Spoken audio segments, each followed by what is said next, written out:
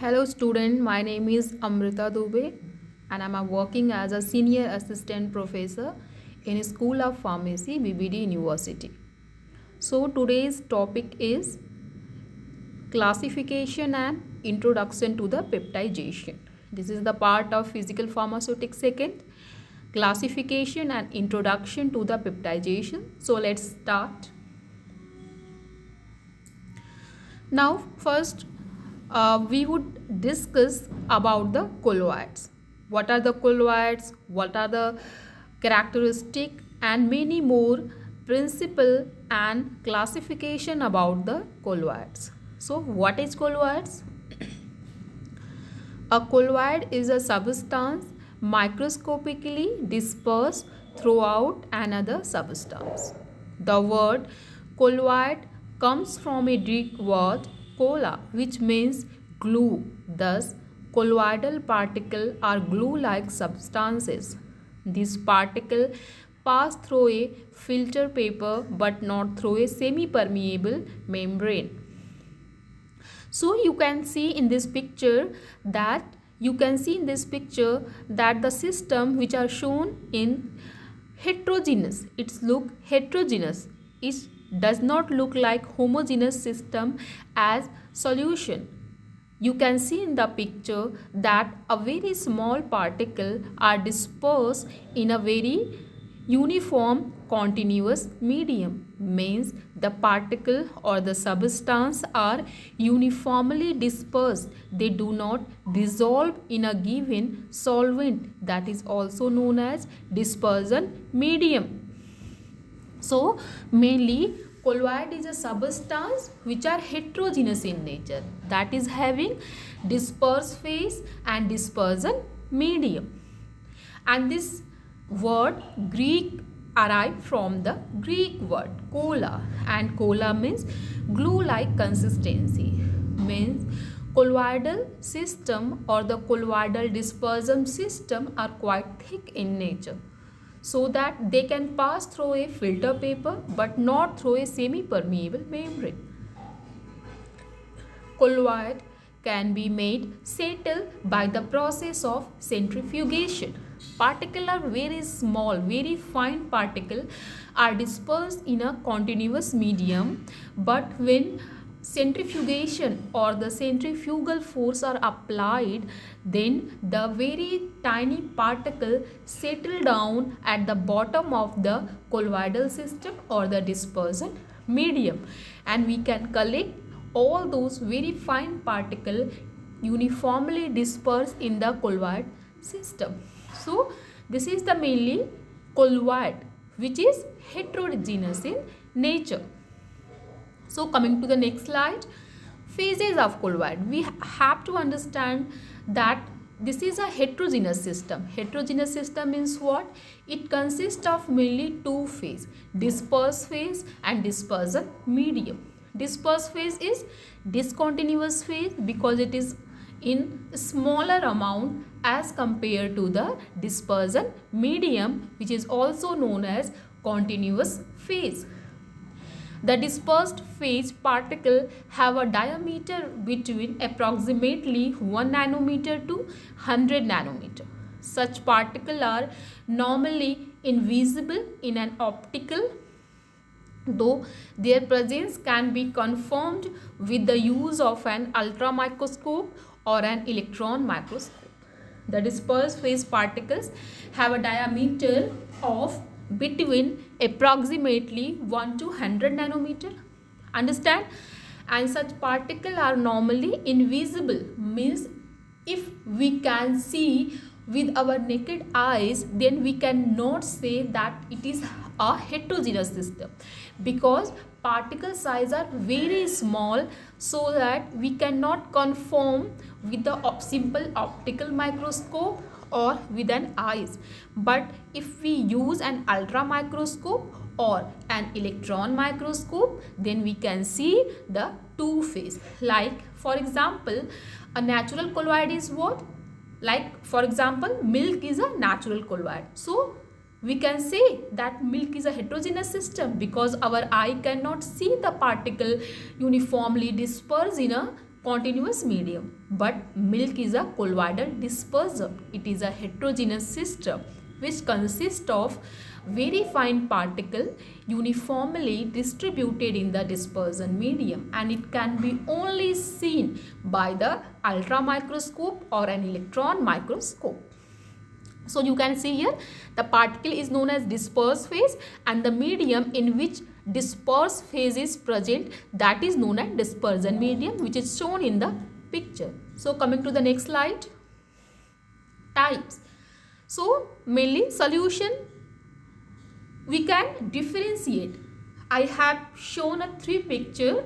Why? Because I want to make a very clear differentiation between all these true solution, colloidal mixture and suspension, so that you have a very clear idea that what are the difference between true solution, colloidal dispersion and suspension. So what is the solution? Everybody know that solute is uniformly soluble in a given solvent, and that constitute a very homogeneous system. Understand?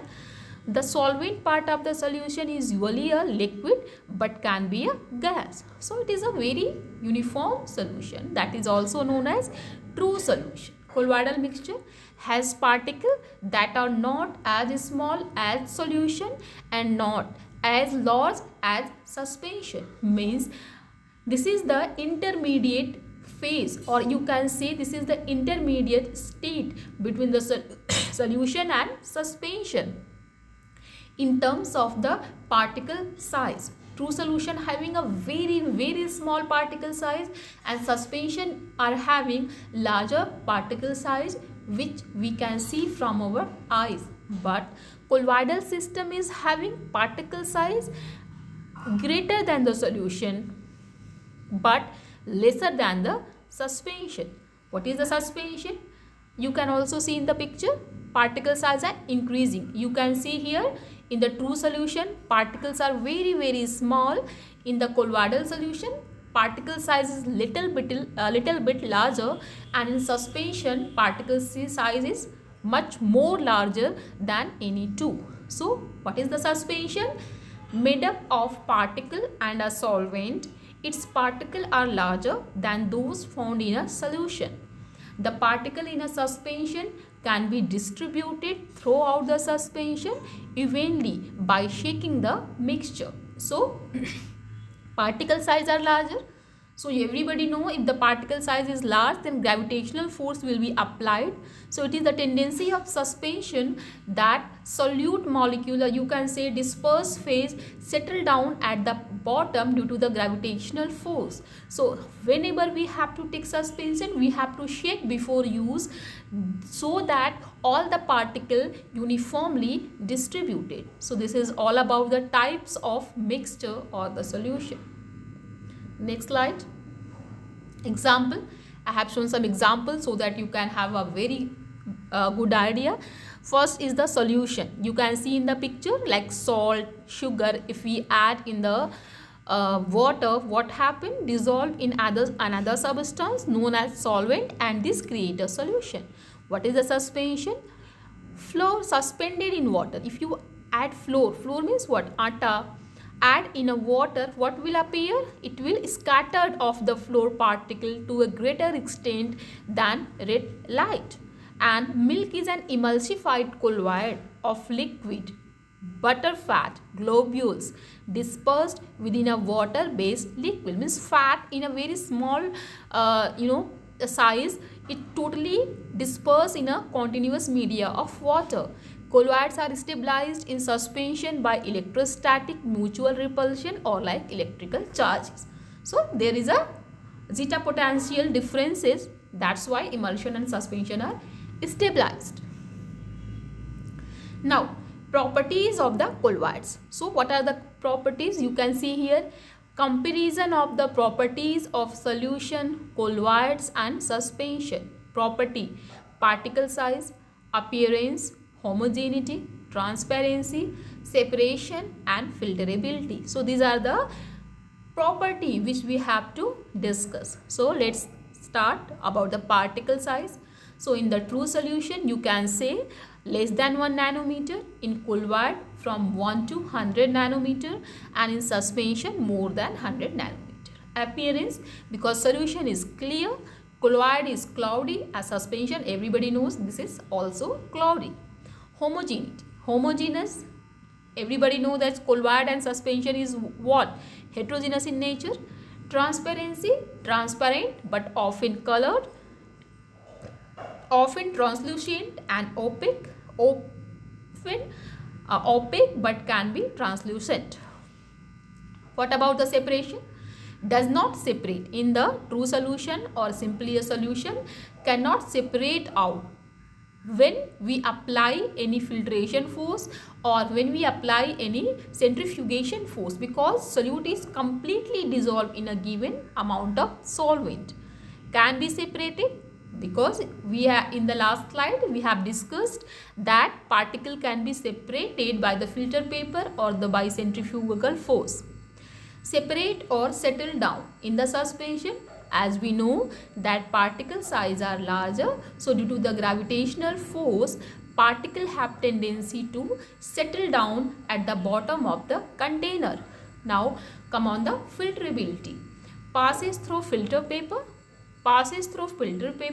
and particle do not pass through a filter paper. So this is all about the true solution or simple solution, colloid and suspension. These are the very important properties which we have to know about the solution, colloid and suspension. So moving on the next slide. Now I have shown some examples so that we can have a very good idea about the system. Now example of colloids are milk, synthetic polymer, fog. Colloid, these are the example of colloid. Blood, jam, shoe polish, smoke, everything is like colloid. So you have a natural source, you know, we have also made a colloidal system. So these are the colloid. This is the example of, you can see that this is the RBC, which are very finely distributed in our blood plasma. So this is also what? Colloid. But if we see blood, then we cannot say that it is a heterogeneous system. We always say it is a like it look very homogeneous, but it is a colloidal system. In the same way, milk, fog, smoke, these are the colloids. How is smoke? Because smoke is having suspended particle in the smoke. So this is also example of colloidal system. Classification. Now classification of colloids. Based of physical state of disperse phase and dispersion medium. So these are the mainly point or the parameter on which classification of colloids are done. So first point is based of physical state of disperse phase and dispersion medium, based of nature of interaction between disperse phase and dispersion medium, based on molecular size in the disperse phase, based on appearance of colloids, based on electric charge and dispersion phase. So the first point is what?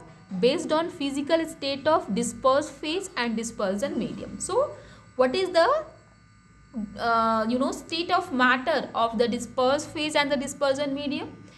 Second point is the interaction between the disperse phase and dispersion medium. What is what kind of interaction are found between the disperse phase and dispersion medium? Like it is an attractive force or the repulsive force. Which kind of force is applied between the disperse phase and dispersion medium? Now third point is based on molecular size in the disperse phase. Molecular size means what? The particle size. What is the particle size distribution? Is it fine, very fine particle or fine particle? So depending upon the molecular size of the disperse phase.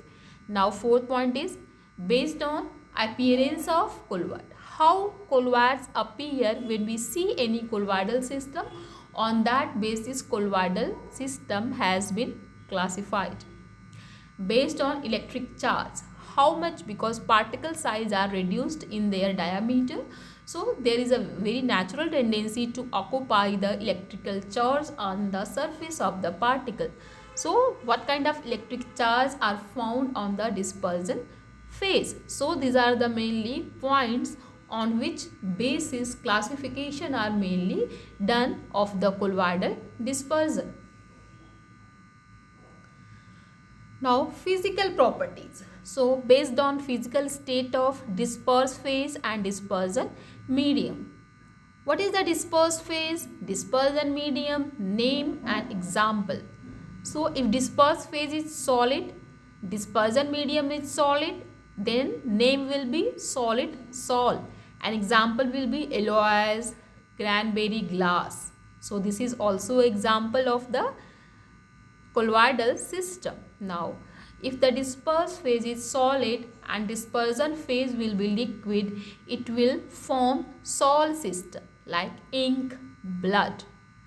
You can see in the ink that very fine particle of ink particle are mainly distributed in the water, and in the blood you also know that RBC is homogeneously dispersed in a blood plasma. So this form mainly sol, and this is the example of dispersion medium or the colloidal system. Now solid and gas. Solid will be as a dispersed phase in a continuous media or in a dispersion phase of a gas like aerosols. Aerosols, this is also known as formulation used in the lungs disease or any airways disease or chronic obstructive pulmonary disease. So what happened in the gas like chlorofluorocarbon? There are many examples of the gas in which we suspend the drug particle, and with the force of the gas, that particle reaches at the site of action, that is used for asthma, COPD and many airways disease. So smoke, ice cloud example. Liquid and solid, that form gel because dispersed phase is liquid and dispersion medium is solid like jelly, curd. Now liquid, it can form emulsion like milk and cream, and liquid gas, it will form liquid aerosol like cloud and fog. Gas and solid, that will form solid foam. Gas and liquid, that will form foam, and gas that will not form any colloidal system. So these are the mainly properties of the dispersed phase and dispersion medium, on which basis there are many examples present in a natural way, or we also make combination of the various dispersed phase and dispersion medium, and we prepare the different colloidal system or different colloidal dispersion which we use in our daily life. So these are the physical properties of the dispersed phase and dispersion medium. So moving on the next slide, nature of interaction. So based on, as we discuss the classification principle, that on which basis classification is mainly done. So next point is the nature of interaction. What a kind of interaction? So let's start. Based on nature of interaction between dispersed phase and dispersion medium, what kind of interaction is found in the dispersed phase and the dispersion medium? So on that basis, first one is the lyophilic colloid. So colloidal solution in which the dispersed phase has a greater affinity for the dispersion medium. Those colloidal dispersion or those colloidal system in which dispersed phase having affinity for the dispersion medium or for a solvent, that system form the lyophilic colloid. Lyo and philic. Lyo means what? Solvent loving. They are also termed as intrinsic colloid. Because dispersed phase having a very intrinsic interaction or the attraction force for the solvent, so this is also known as intrinsic colloid. Substances have tendency to pass into colloidal solution when brought in contact with the dispersion medium. Means those dispersed phase or those solid which are having tendency of the attractive force for the solvent or for the dispersion medium, they can easily disperse in a given dispersion medium to form any colloidal dispersion. If the dispersion medium is water, they are called hydrophilic or emulsion. The lyophilic colloid are generally self-established or the self-stabilized, reversible in nature and are heavily hydrated. Example of lyophilic colloid are starch, gelatin, rubber, protein, etc. So many natural sources are the example of lyophilic colloid which are having interaction between each other. So second classification is what? Lyophobic. Lyo means solvent, phobic means no interaction. Means what will happen? Just vice versa. What is that? That is the dispersed phase have not any tendency to mingle or to solvate with the given solvent or in a dispersion medium. Understand? Colloidal solution in which the dispersed phase has no affinity to the dispersion medium. These are also referred as extrinsic colloid. We have studied already that system is known as intrinsic, but this is the extrinsic. Such substances have no tendency to pass into colloidal solution, means they do not having any tendency or any affinity to form any colloidal dispersion after interacting or after proper dispersing of the dispersed phase. The lyophilic colloids are very relatively unstable.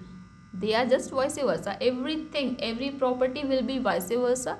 There is stability, but here is instability. They are irreversible by nature and are stabilized by adding small amount of electrolyte. They are irreversible by nature. Understand? But we can stabilize by adding small amount of electrolyte. They are poorly hydrated because they do not having any affinity for the solvent. If the dispersion medium is water, the lyophilic colloids are known as hydrophobic or suspension. Example are sol of metal like tungsten, silver, sol of metal hydroxide and sol of metal sulfide. So this is all about the lyophilic colloid, that which kind of tendency are there. So once you understand what is the lyophilic colloid, you can write lyophilic colloid by reversing the properties. Now appearance of colloid which are mainly present or which are commercially available in the market, which we use in our daily life, like salt. When a colloidal solution appear as fluid, the salt are generally named as dispersion medium. When the dispersion medium is water, the salt is known as hydrosol or aquasol. When the dispersion medium is alcohol or benzene, it is called alkosol or benzosol. Gels. When a colloidal solution appears as solid, the rigidity of gel varies from substance to substance. Example, jelly, butter, cheese, curd, etc. So we use colloidal dispersion in our daily life too. Now electrical charge. So based on electrical charge on dispersion phase, positive colloids and negative colloid.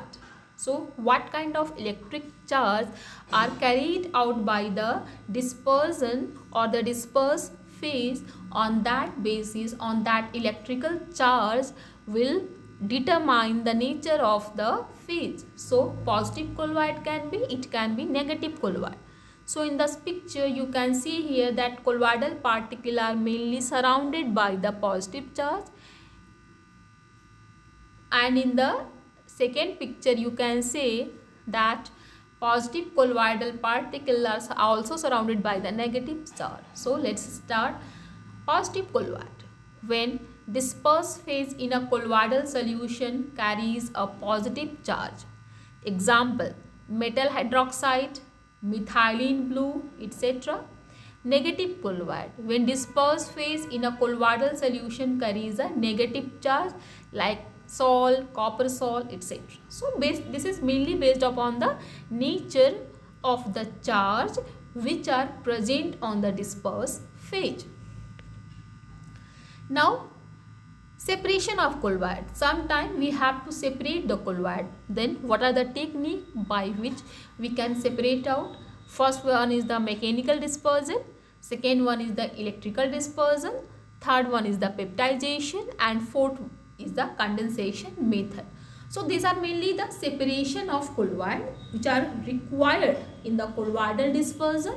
So in all the fourth method, peptidization is a very important method of separation of colloidal system.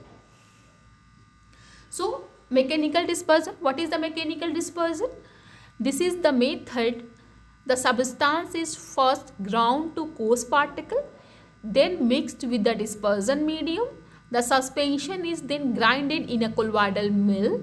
It consists of two metallic discs nearly touching each other and rotating in opposite direction at a very high speed, about 7,000 revolutions per minute.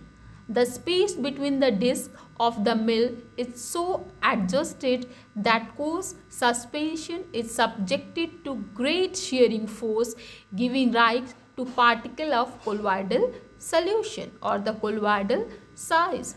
Colloidal solution of black ink, paint, varnishes, dyes, etc. are obtained by this method. So in this picture you can see here there are two steel discs or two metal discs, understand, and from upper side there is a entry point, and from the entry point we have to add coarse suspension. What is the meaning of coarse suspension?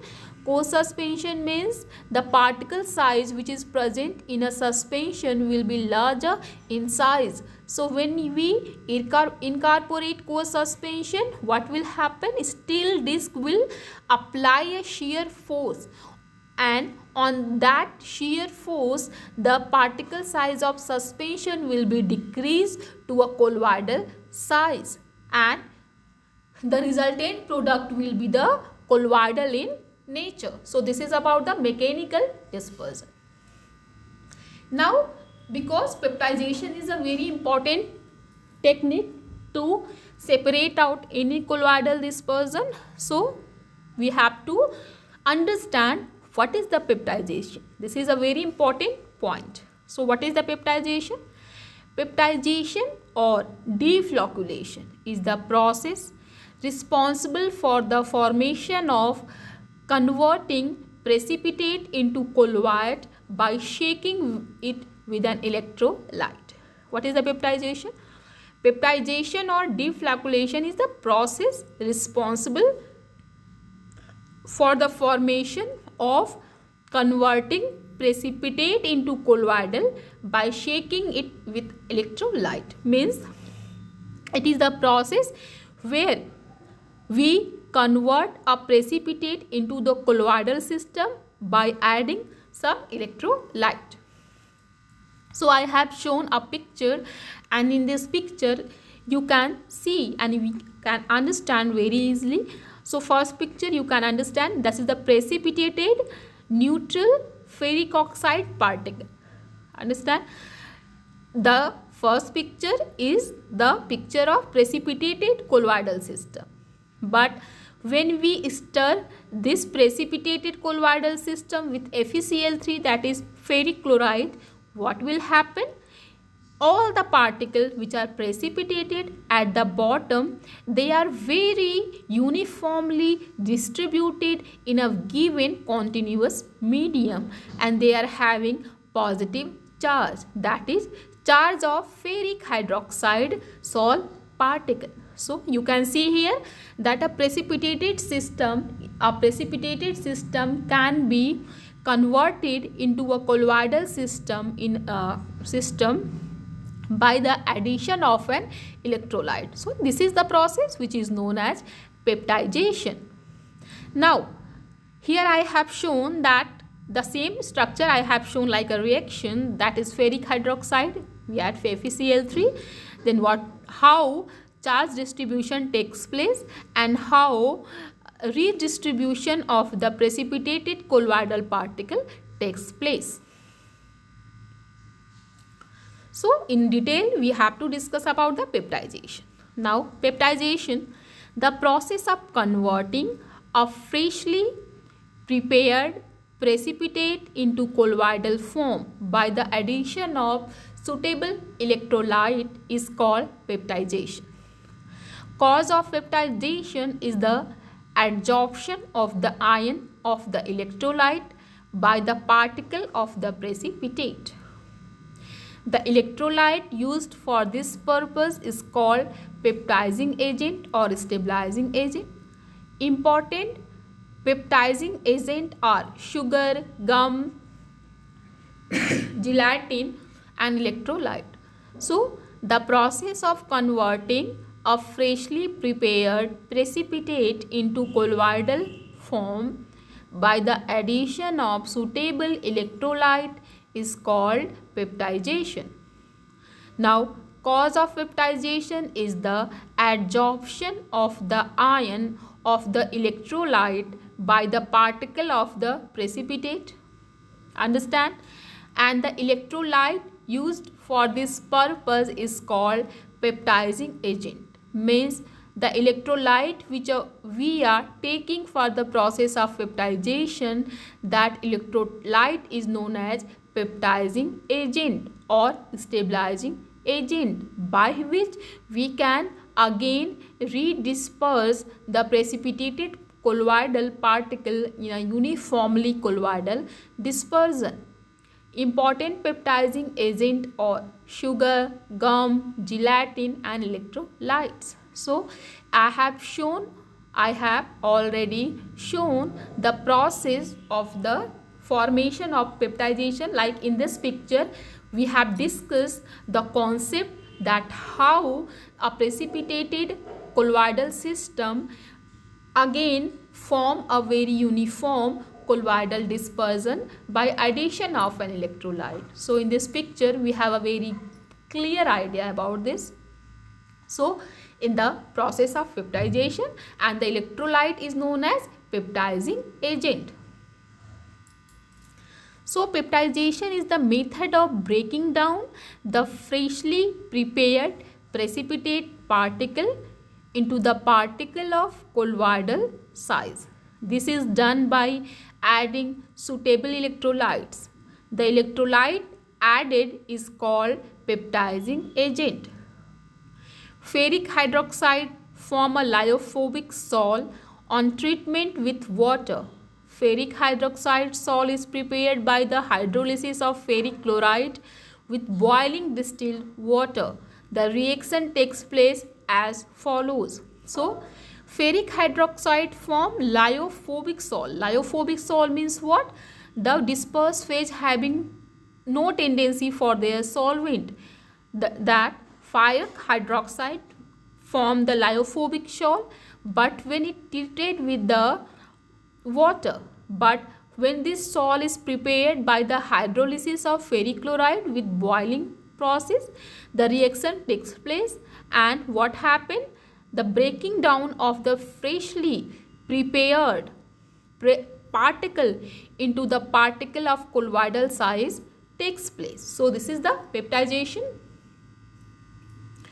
So this is particularly important in colloidal chemistry or for precipitation reaction in an aqueous solution. When colloidal particles bear a same sign electric charge, they mutually repel each other and cannot aggregate each other. Means how particle redistributed. You have seen in the last slide that a beaker was there in which a precipitated colloidal particle are there, but after adding of the peptizing agent or an electrolyte, there is a very uniform distribution of the precipitated colloidal dispersion. Then how it takes place, how the particle again redistributed very uniformly, because they are having negative charge, the electrolyte or the peptizing agent which are used, they having the same charge which are mainly present on the colloidal particle. So if there will be a same charge, there will be a force of repulsion, and due to the repulsion force, a particle will go here and there will be a proper uniform redistribution of the colloidal particle. So preparation of colloid by peptization. Peptization is the process of converting a precipitate into colloidal form by shaking it with dispersion medium in the presence of small. So we have discussed already. Now, freshly precipitated aluminium or iron hydroxide is extremely difficult to filter because the very fine colloidal particles directly pass through a filter paper. To facilitate the filtration, the colloidal suspension must be first flocculated by adding a concentrated solution of salt to the system. Multivalent cation are more efficient flocculant than monovalent cation.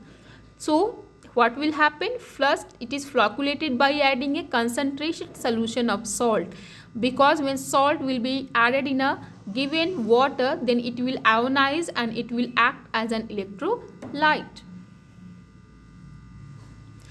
So, what are the difference? Difference, that is peptization versus coagulation. Peptization is the formation of stable colloid in a dispersion medium. Peptization is the formation of stable colloid in a dispersion medium. Coagulation is the gelling or clumping. It will be just the opposite process. In a peptization, each and every colloidal particle will be distributed due to the repulsion force. But what happens in the colloid? There will be a charge disposition of the opposite nature.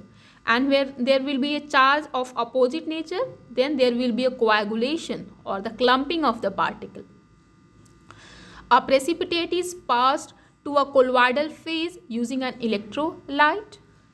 Oppositely charged particles form aggregate which then settle down under gravity. Example, peptization of silver iodide using a potassium iodide solution.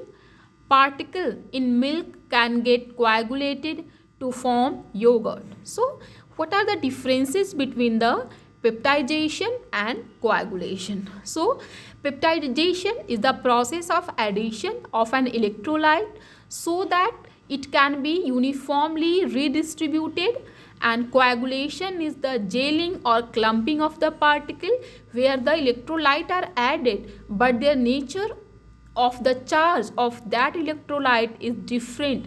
So, if the opposite nature of the charge will be present, then what will happen? There will be a coagulation between the charges and gelling or the clumping will take place.